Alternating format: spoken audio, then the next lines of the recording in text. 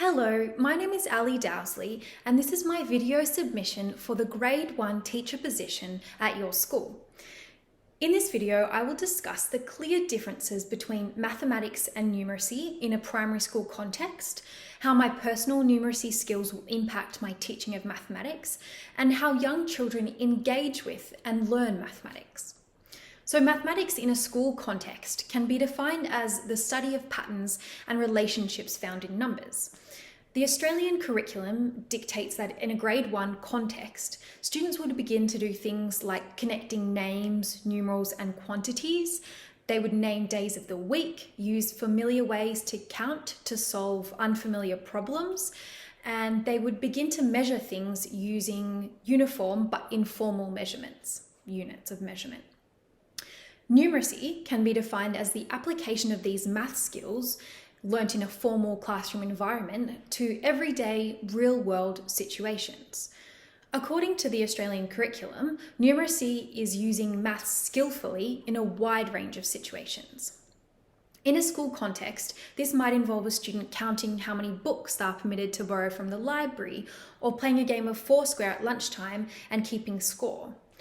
Sharing sports equipment, telling the time, calculating what half of a chocolate bar looks like, or deciding who is the tallest are all ways that students show that they are numerate.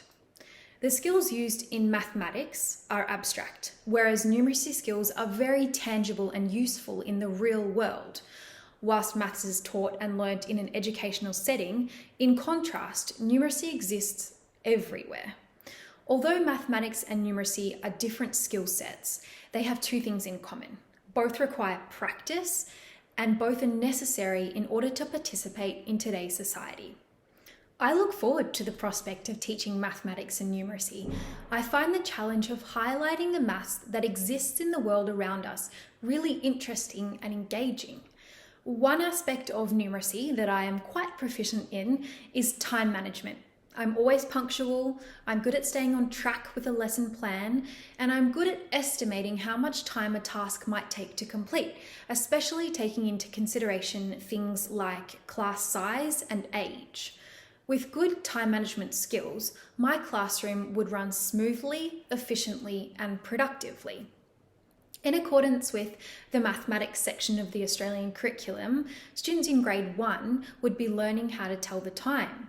I could transfer my love of timeliness onto my students through teaching them how to read and interpret analog and digital clocks, a skill that combines both numeracy and maths skills.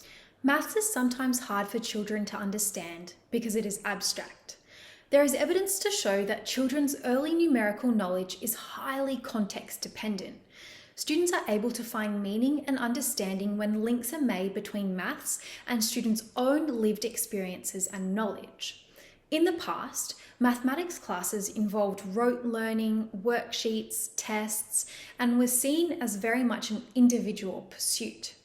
Contemporary research now shows that children learn best through hands-on, interactive experiences where they can explore concepts at their own pace. For example, the use of a teaching clock where students can manipulate their hands to show different times would be really beneficial for learning to read the time. Studies also show that children learn a great deal through their interactions with their peers. The teaching clock, for example, could be used in a collaborative way, with students working together to display different times and testing each other's knowledge. As the educator, whilst children are engaging with the resource such as the teaching clock, I could scaffold the students' learning by correcting any errors made, suggesting different times for the students to display on the clock, and verbalising the concepts at play. Listening to my students whilst they're engaged in learning would allow me to monitor their learning, make decisions about the type and amount of scaffolding that is needed, and where to go next. Studies have shown that parents play an important role in the development of a child's mathematics and numeracy capabilities.